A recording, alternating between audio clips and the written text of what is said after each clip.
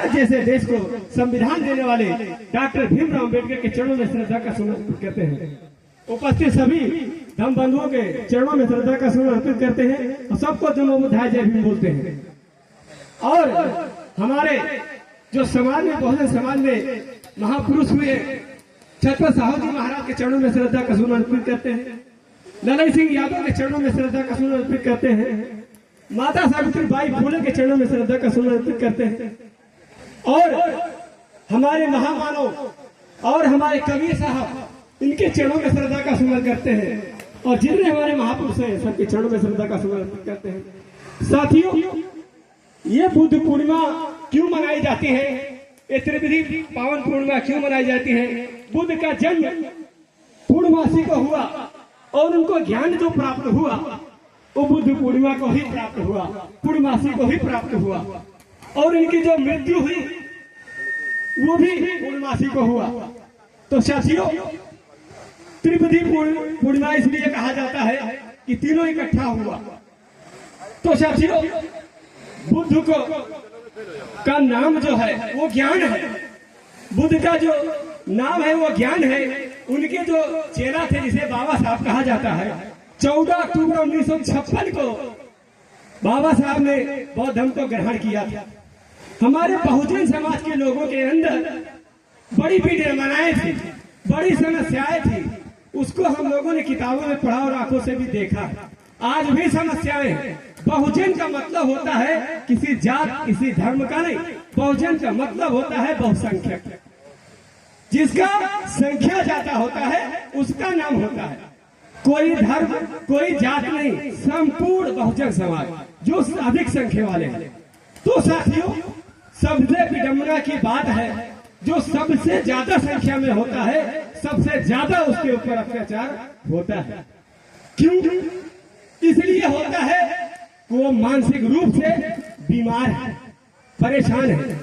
इस पर हमारे महापुरुष महाराज ज्योतिबा फुले ने कहा, विद्या बिना मत गई, मत बिना गति गई, गति बिना बीत गया और बीत बिना पतित हुए सारे मनुष्य पतित हो गए। किसके कारण? एक अविद्या के कारण। इस दुनिया में सबसे बड़ा अगर कोई दुश्मन है तो वो विद्या का ही दुश्मन है, ज्ञान नहीं है। वो सबसे बड़ा दुश्मन है। कोई मनुष्य दुश्मन नहीं हो सकता है, चाहे जिस धर्म का आदमी हो, चाहे जिस जात का है। वो आपके अत्याचार तब करता है जब उसको संपूर्ण ज्ञान नहीं होता है कि ये भी मनुष्य है, ये भी इंसान है, इस पर अत्य नहीं करना चाहिए। तो महामानव ने एक बात कही। सबसे पहले उन्होंने शब्द बोला, बुद्धं शरणं गच्छामि, यानी बुद्धि के शरण में जाओ। हमारे लोग किताब में पढ़ते हैं, बुद्ध के सामने सर को झुका लेते हैं। ये शरण नहीं है, ये शरण नहीं है। शरण उनकी क्या है? शिक्षा। पहले क्या? बुद्ध के शरण, ज्ञान के शरण में जाना है। तो ज्ञान किसी पेड़ पर नहीं पड़ता है, किसी बाजार में नहीं बिकता है कि खरीद लोगे मिल जाएगा। किसी अच्छे अमीर करोड़पति अरबपति के बीच में बैठोगे ज्ञान मिल जाएगा? नहीं मिलेगा। अच्छा नेता बनना आसान है, विधायक बनना आसान है, मंत्री बनना आसान है, प्रधानमंत्री बनना आसान है, एक पीसीएस बनना आसान है, पढ़ाई करोगे बन जाओगे। लेकिन अच्छा इंसान बनने के लिए बड़े कठिन परिश्रम करना।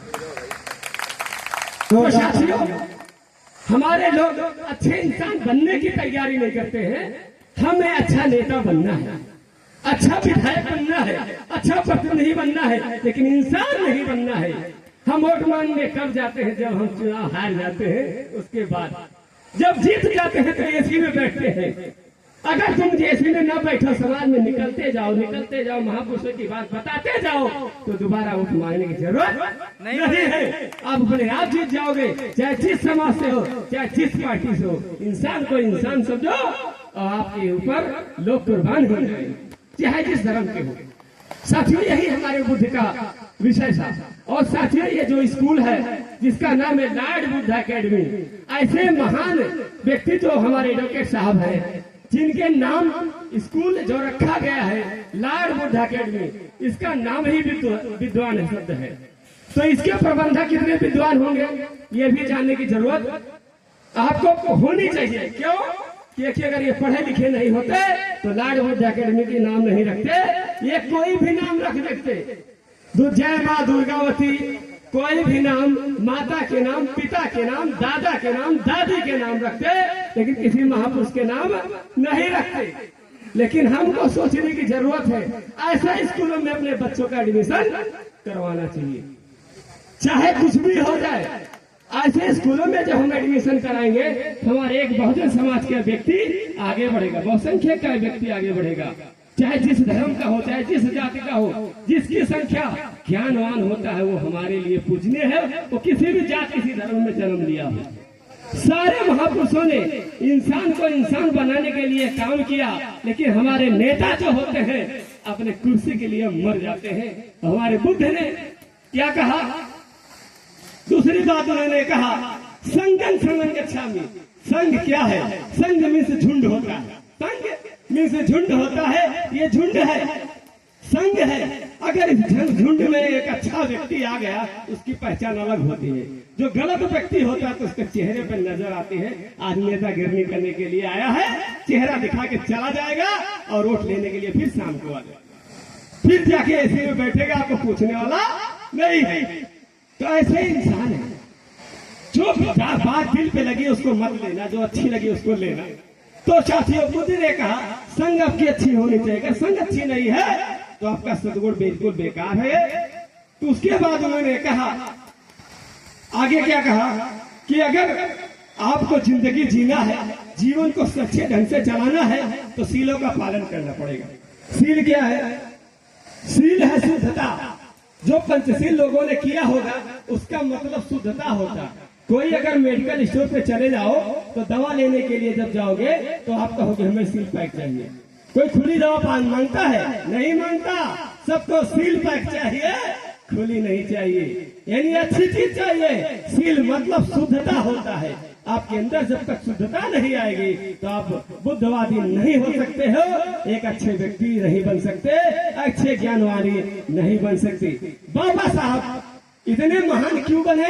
क्योंकि उन्होंने शिक्षा ग्रहण की, किसी से लड़ाई किया, उन्होंने जुर्म के खिलाफ आवाज उठाई, जुर्म के खिलाफ आवाज उठाई, लोगों को पानी के लिए लड़ाई लड़ा। जो आज हम पानी चट से बिस्लेरी खोलते चट से पी लेते हैं, लेकिन बाबा साहब का धन्यवाद नहीं करते हैं। बाबा साहब ने 14 अक्टूबर 1956 को जब बौद्ध धर्म ग्रहण किया था तो वहां नारा लगा था, बाबा साहब की अंतिम शिक्षा बौद्ध धर्म की ले लो दीक्षा। कोई लिया? कोई लिया? 14 अक्टूबर 1956 बाबा साहब करके चले गए। आज हमारे जो नेता किसी भी पार्टी के हो, बौद्ध धर्म को स्वीकार करने के लिए नहीं, न बुद्ध को मानते हैं न आगे जानते हैं, खाली सुनते हैं बातों में। उनके घर में जब हम लोग जाते चंदा लेने के लिए ना, तो बुद्ध का फोटो जो नीचे लगा होगा है, आगे दूसरे किसी का फोटो लगा। उनका हम नाम नहीं लेना चाहते। जिसका प्रचार नहीं करना है उसका कोई बुराई नहीं करना चाहिए, और जिसका काम करना है, जिसको इंसान बनाना है, उसको ज्ञान के रास्ता बताना चाहिए।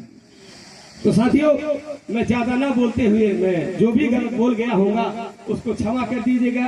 एक बात मैं कहूंगा, छोटी सी एक कहानी, उसके बाद कार्यक्रम को अपने समाप्त करूंगा और उतर जाऊंगा।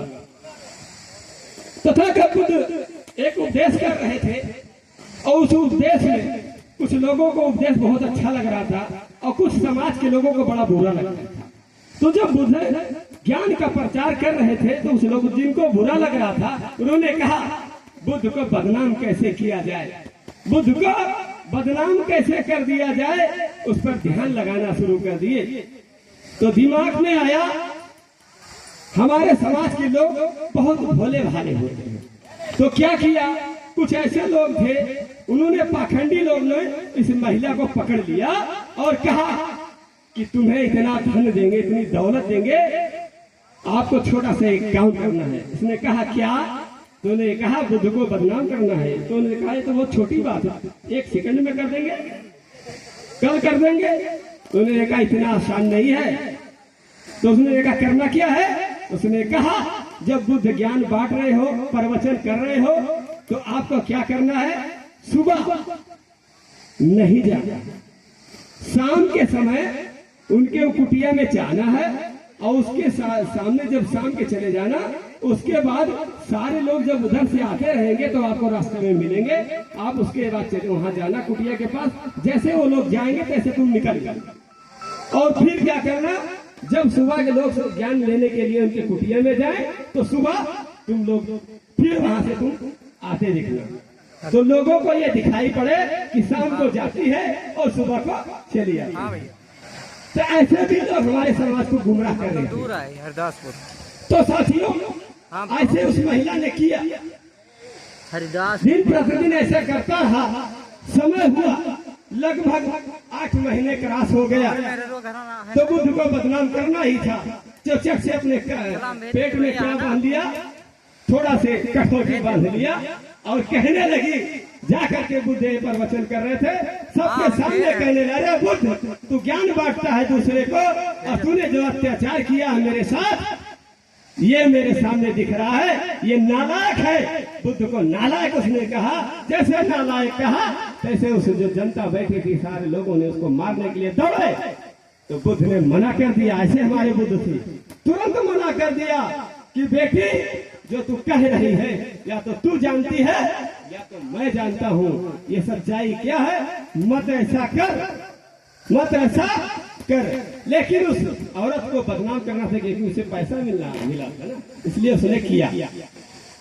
फिर जब ऐसी बात बोला तो फिर बुद्ध ने कहा, बेटी थोड़ा समझ जा, सोच कर क्या आ रही है। तो उसको बड़ी तो जोर से हंसी आई, जब बहुत तेजी से हंसी आई तो पेट से कठौता गिर गया और हंसने लगे लोग और उसको तुरंत हम मारना स्टार्ट कर दिया। लेकिन तुरंत बुद्ध ने रोका, नहीं इसकी गलती नहीं है, इसको पथभ्रष्ट कर दिया गया है। उसी प्रकार कुछ हमारे नेता निकल गए हैं, हमको दिल्ली जाना है तो हमको लखनऊ में रोकते हैं, जात के नाम पे धर्म के नाम पे परेशान करते समझाते हैं। हमारे बहुसंख्यक समाज के लोग कहते हैं बहुत अच्छा नेता है, भौकाल बहुत अच्छा जमा रहा है और उनको गाली दे रहा बहुत अच्छा नेता है, उसके पीछे हो लेते हैं और जैसे वो जीतता है तैसे जूता लात मारता है इसी में।